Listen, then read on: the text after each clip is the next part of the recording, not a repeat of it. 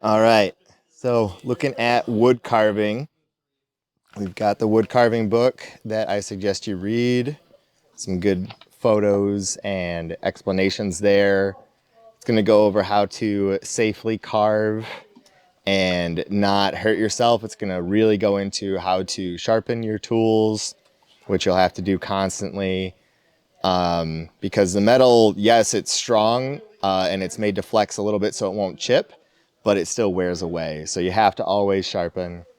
And then it's going to talk about like different grains of the wood and what knives to use in what situations. And I can show you that real quick. So I do have, these are kind of scoop knives that you can take out chunks. This is a gouge. Whenever it's rounded like this, that's a gouge knife. So you can push into the wood, take out big old chunks. You can take out a V or a small line of the wood. You can take out big chunks. The wrenches are just a fun project on the side. You can use these to carve wood. All I did was ground the kind of eyelet that is on a wrench until it became sharp on the edges. And you can just pull it through the wood, get little carvings. It's not the best. So that's just a fun aside. The best place to really start is like actually with carrots. Carrots are great to practice with because they have grain just like wood does. But also a great place to start is with linoleum. You can, strengthen up your hand muscles, practice making sure that your follow through, if you were to slip out, doesn't go towards your hand. You can wear gloves, and then linoleum is fairly cheap, and these linoleum carvers come with multiple tips. So I just grab whichever one, feels right to me that day when I sit down to practice. Undo the head. It's just a simple righty-tighty, lefty-loosey. Just carve out shapes here. Whatever I don't carve away becomes the shape. So if I want a triangle, I can carve out a triangle. And the different tips will also mimic what happens with the wood carving. So once you get to wood carving, you're going to have a gouge that looks like a V. This one's got a very V-shaped gouge. So you'll get used to how it moves through the wood, how much resistance you should get. If you dive too deep with the angle, you'll learn like, okay, if I dive too deep, eventually there's a slip out point where you want to be careful. So instead of diving really deep, you want to keep it shallow, take smaller passes over and over again until you get whatever you want. So this would make two. There's more U-shaped ones. Those are your gouges. So yeah, this is a gouge right here. And you'll just take out something a bit more rounded like that one. So these are rounded out gouges pieces. Righty-tighty. And now I can carve out a bit of a wider path. V's, different gouges. You got a really fine V, really tiny V, then you got a bigger V. Yeah. This is just knife kind of stuff. That one's really just knife, yeah. Yeah, I think they just threw it in there because it's cheap to stamp metal out. I don't think it's a very super valuable tool. And then yeah, what's cool about the linoleum carvers is you get to experience all the different shapes, work on your carving, and then all the different heads, if I could get it off, go into the back of the handle. Your harder steel tools are just meant to last as long as they can before they need sharpening. So they have just as much flex as you need. I think what is the scale for density? Is it Rockefeller or is it Rockwell? The Rockwell is like a 57, I think, which means it's a very flexible steel. It's strong and flexible, and it won't chip. That's the idea. We got gouges, and now I'm just repeating what I did with the linoleum with these gouges. I'm just gouging out wood, and now I'm getting used to there's a grain to the material. So you want to carve with the grain. You don't want to dive too against the grain.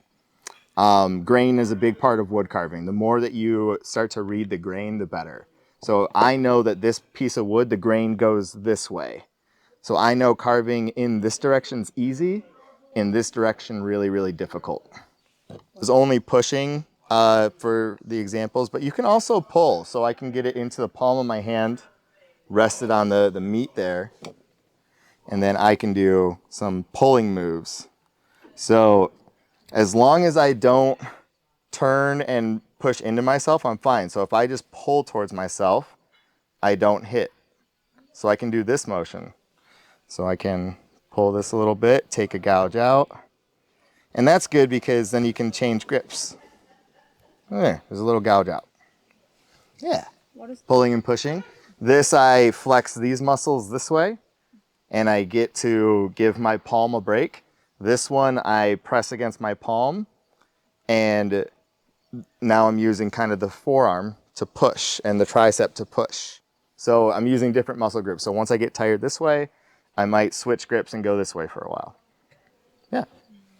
If your hand is, just for example's sake, if your hand is here, you're gonna push towards your hand. You don't want that. So you want your hand behind the blade and you want to push forward. Yeah, and I'll watch out, I'll dodge. There you go. You just find where it kind of catches and then you'll push through. Now, I want you to realize something. Are you going with the grain or are you going across the grain? You are going across the grain. So this one, be careful, go slow. You might go faster through it because now you're going more with the grain. Hey, wasn't that an easier little carve? You just took a little kind of a hair line out. Sometimes I go one finger on top. But what's really important is just that I'm resting it in the nook or the cup of my hand. And then that gives me the most control. The more I'm contacting that, the more I can use my arm and push behind it and take a cut. Yep, that looks solid. Yep, the pull is this way. And then what I'm doing is just flexing the wrist, but coming towards me, not just flexing the wrist to flex against myself because I don't want the knife to go into me, but just pushing towards me a little. I might even use my fingertips on the end and kind of push down. Yep, carve out.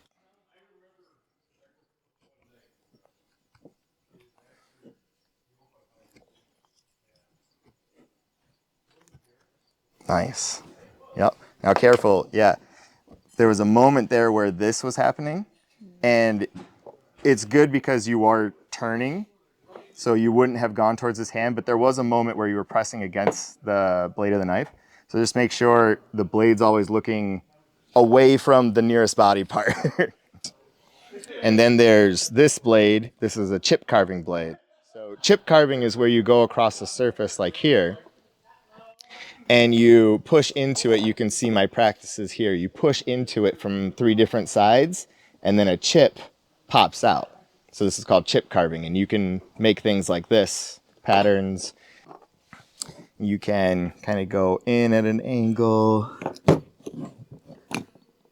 it at an angle, and then come in for a third one. And now I see that piece is a little bit loose. I can kind of flex it, pop it out. Hey, chip. You know, and once you get like a lot of chips lined up, then you can start making patterns. So some of these are chip outs, some of these are carved out, but you know, it's not even that clean. This is kind of rough actually. But you know, these look much more clean. So you can get, if you take your time, you can get really crisp lines, and now you can make, you know, a pattern. how you grip this? How do I grip?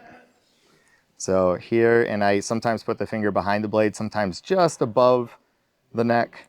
I dive in. So what I'm doing is I'm thinking my fingers go down. So if my fingers go down and I kind of apply pressure on the back of my thumb, then I hinge it up and pull it out. Then you gotta just remember how deep you went. You wanna go about as deep with all 3, or else sometimes it leaves a crease or a line. Once you get that chip, you can see it kind of wiggles, comes free. Get it out of there, and you got your chip. So now you got contrast. It's darker where the wood has been removed, and it's lighter where the wood hasn't. And then you can make patterns. Practice with this too? Not with the chipping. The chipping would be best with a carrot, as your practice if you wanted cheap stuff to practice on. So like a carrot or a turnip, anything with grain, so where you can see that the plant grew in a direction. And then your stab directions need to line up for the wood to pop out. So like it's kind of like they meet in the middle. Yep. Then you got your longer blades. There's blade under that tape that you can pull across, take off big shavings. The kind of frog-looking shape, I just tried to do a kind of a square-looking frog. I did that with this one, a wood carving knife.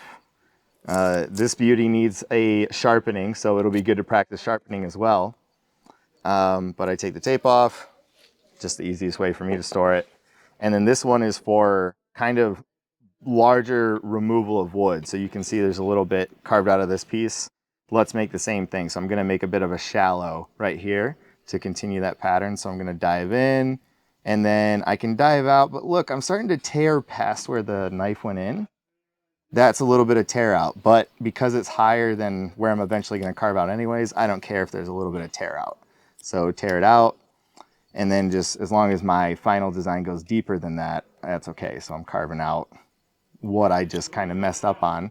And I'm going back and forth because as soon as I get to the bottom of that U shape, I start to pull up the grain, I start to get tear out. So what you want to do is flip back and forth until your carvings meet, the knife path meets.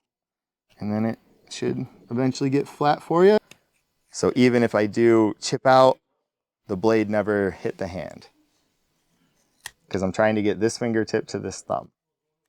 So I pull, boom, we're good. Now you can do this slow. That's the beauty of it as well. So if I take out a small one right here, I can do it slow. All I'm doing is flexing my fingers like this. It's not a big movement with my arm, just flexing the fingers. Pull.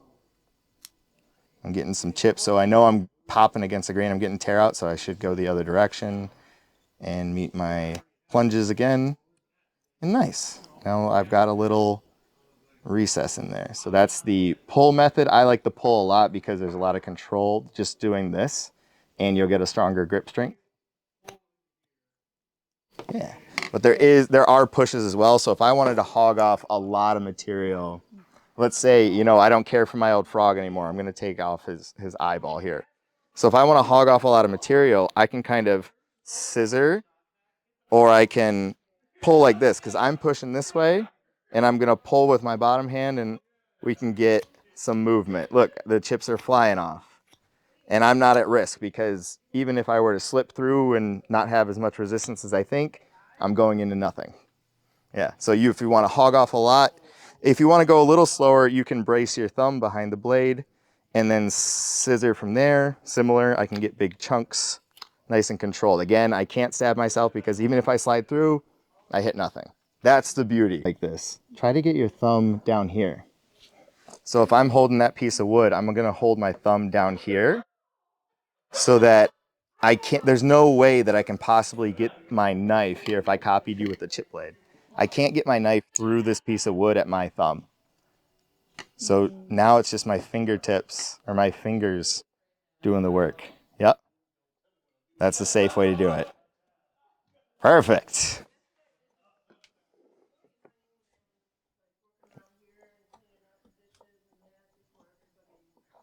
And then it is a little dull, so it's actually not your fault that the knife's not diving in. It's getting caught on the rolled over steel of the edge. So yeah, I can put my thumb under and then pull my fingers. Remember, it's my fingers coming towards me. So wherever my thumb is doesn't really matter. I'm pulling with the fingers to get it to carve. Yep.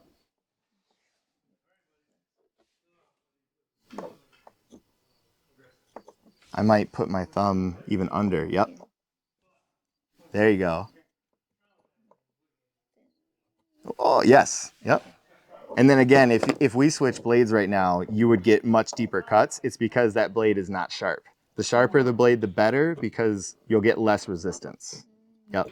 It's made for more chipping, but you can still carve with it that style if you want to.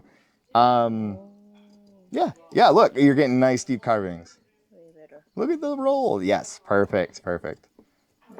Yep, and then come back. Hide your thumb behind the piece. It can't get stabbed if it's all the way behind. Yep. Oh, and then yeah, I've got some blanks here. So we got basswood, you know, and then these are just great for a little practice. So some more basswood. Basswood is a hardwood, and hardwood is best for carving usually. And then here is just a tiny little medallion I made.